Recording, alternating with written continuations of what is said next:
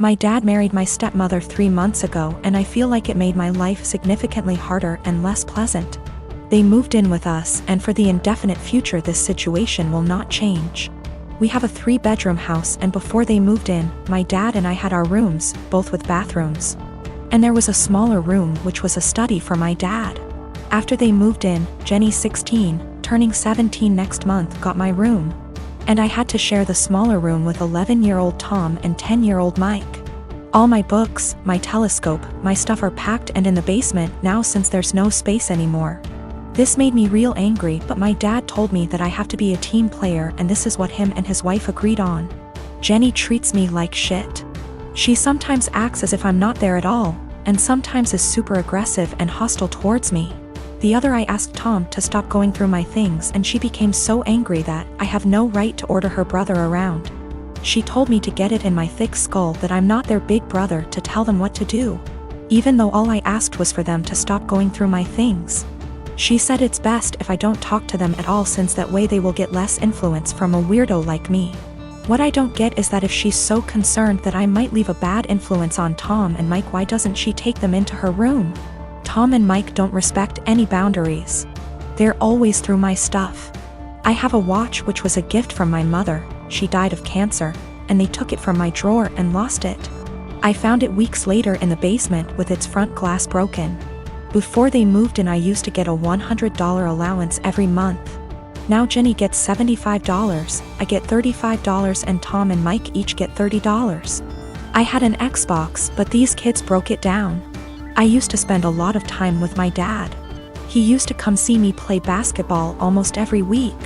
He hasn't done it even once in the past 3 months since he's always working overtime.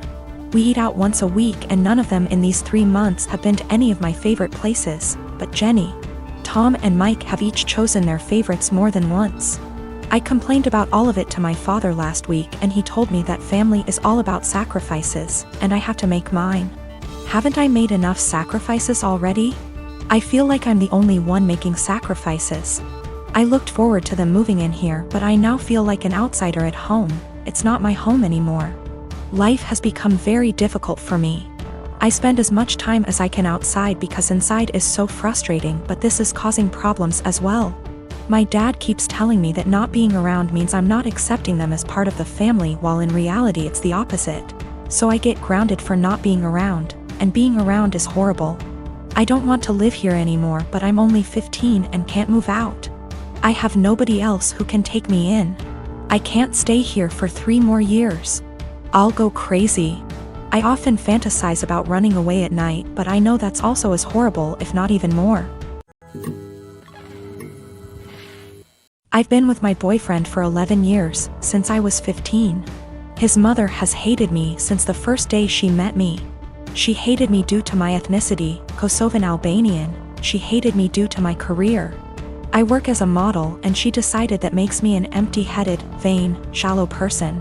Then when I told her I still planned to go to university alongside my career, she said I was doing it to impress my boyfriend. I've since left uni with a distinction, and her new reason to hate me is I try too hard. She has also insisted I've cheated on him throughout our entire relationship, which is a ridiculous claim. I've never even kissed another man in my whole life. I have zero desire to cheat and never will.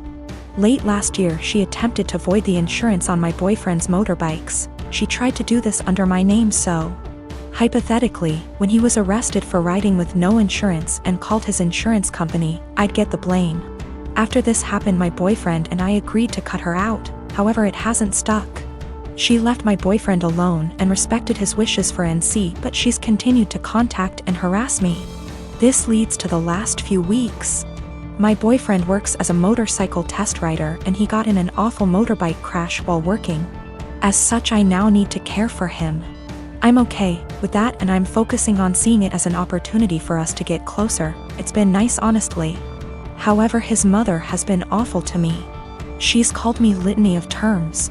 From things as tame as stupid to things as awful as a nasty Serbian half-breed. I'm not Serbian, and she's well aware that calling a Kosovan a Serb is offensive.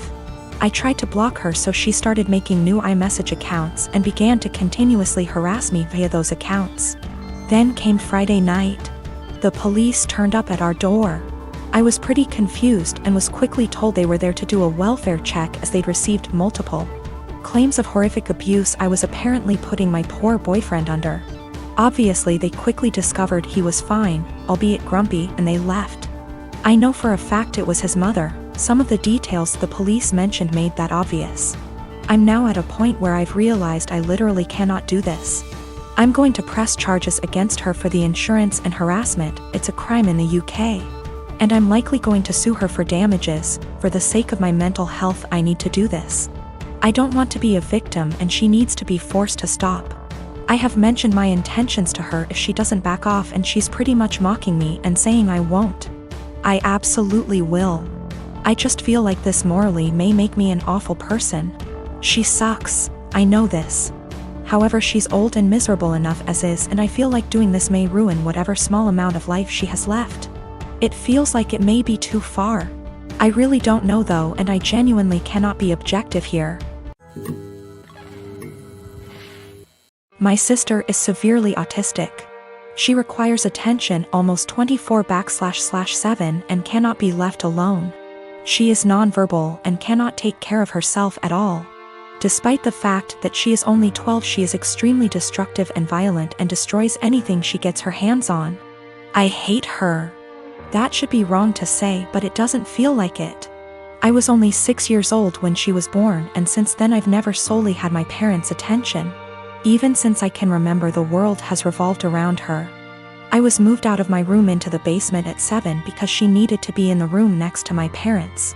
All of my toys as a child were destroyed by her, and my parents simply ignored me when I complained. Even when I was 14 and she destroyed a Mac my school gave me, I was in the wrong. Along with this, I am expected to take care of her and drop everything I do for her. I can never make plans with friend because my parents expect me to be there if they need me to take care of her. Even when I do somehow get time to myself, I am required to leave if they need me. If I do not, then I am punished. The recent example of this is when I went to see the new Spider-Man movie and was grounded because I turned my phone off in the theater. It seems as if I am nothing more than a slave to them, and anything involving her simply overshadows me. This last week I was chosen to give a speech at a school event. I was so excited, and my parents promised to be there, but they never showed and claimed it was because of my sister. Anytime anything like this happens for me, they are too busy with her. I've held this in for so long, and it finally spilled out today. While talking about colleges with my father, he joked that I should get a degree that pays well so when they're gone I can take care of my sister. I don't know why, but this caused me to break down. I cried and screamed about how it's always about her. I'm nothing more than a caretaker to them, that they always make it about her, and that I'm expected to be her slave for the rest of my life. I've locked myself in my room since then, and my parents have not come to check on me. It's not her fault that she was born the way she is. My parents came to talk to me a while after my breakdown, but I was unable to bring myself to talk to them and only cried and asked them to leave.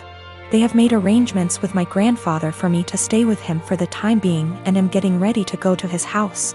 My parents want to talk to me, but we have decided it's best I leave for now to have some space and time to collect myself. We will be sitting down and talking later this week about this issue. My boyfriend of almost 3 years told me a series of white lies that to me seem more serious. Can't tell if I'm overreacting or if this is actually indicative of a bigger problem. My boyfriend and I have been dating for almost 3 years, living together for 2. We have a pretty good relationship, obviously with ups and downs, but we make it work and are happy. A little background on me and my boyfriend. I come from a single-parent home. My father was absent. My mother was and is by no means perfect, but she did her best with what she had. We were poor. Life was never easy for us, but we had each other. Since I was pretty young, I've wanted to pay her back someday. I've worked incredibly hard to be able to do so. I help her financially as much as I can and regularly pay her bills back / send her cash. I'm also her only living child now, as my brother passed away 5 years ago, which basically left me to help her. I don't care, I love my mother, and the right thing to do is to help her when she needs it. But it is stressful. This is relevant because my boyfriend described coming from a somewhat similar past, and it is something we have bonded over. Having the mutual experiences seemed to bring us closer. He told me he also helped his parents financially, and we would often vent to each other about the stress it brings. I am not one to confide in many people, so having someone who I felt like actually understood me was meaningful to me. So here is where the lies come in, and I need someone to either tell me I'm not crazy and this is horror, or that I am crazy and this isn't a huge deal. I'm fine with either. When we met, my boyfriend lived in a condo in a pretty swanky part of the city. I live in the US Northeast. He told me he owned that apartment / condo. I found this to be interesting / odd because he was 28 at the time, and I know this property is upwards of $650,000 on the low end, and he was in an entry-level job for only like 2 years, so the numbers just didn't really add up. Whatever, maybe he's good at saving. But then, since living together, I never once saw a piece of mail for a mortgage payment, electric bill, taxes, nothing. Not for 2 whole years. Very odd. Also, when we started living together, he didn't have his room rented out in the former apartment yet, so he was still responsible for that portion of the rent. He would send a Venmo payment to his mother on the 1st of every month for his portion. I don't own property, but I can't think of a scenario where I would Venmo my mother to pay the mortgage on a property I supposedly own. Getting more odd. He would then go to his parents' house for an afternoon and come back really upset. Usually when I would ask why, it was because they were having financial problems and he needed to help them out. I totally understood this and supported him. He literally has cried on my shoulder about this many times. He tried to start a company years back and ended up getting into debt somehow. He told me this debt was $17,000 and that he paid it off. I'm confused because I met him only 2 to 3 years after the supposed debt accrued / company dissolved, and it was already paid off. He told me when he moved back home after the business failed, he was $17,000 in debt and living at his parents' house working at a minimum wage job. How someone with a minimum wage job pays off that much debt in 3 years, I'll never know. We got into a fight a few weeks ago and I finally had enough and confronted him about these things. He doesn't help his parents, they actually pay his phone bill, and this was all a lie. He doesn't own that apartment, he didn't pay off that debt from his company. He initially told me his parents helped pay it off and then like 3 minutes later, came clean. And said that his business partner paid it off, so I have literally no idea what the truth is there, and if anything, in my eyes, his parents are the ones who are financially supporting him. So now, I'm dating a 31-year-old man who doesn't pay his own phone bill, was lying to me and / or completely fabricating aspects of his life for 3 years. And then when confronted about it, continued to make up lies and then came clean about them 5 minutes later. I'm obviously concerned that he could lie for this long, about fundamentally important things like our values, and so on. I sincerely thought I would marry this man. He seemed to understand me like no one else and to be a truly caring and genuine person. Now I'm having a hard time rationalizing actually planning a life around someone who would not only lie about their background and family etc. but also financial aspects. Aside from that, I now can't tell what is the truth and what is a lie. I've also noticed other things he has lied about, called him out on it, and he has denied it outright to my face.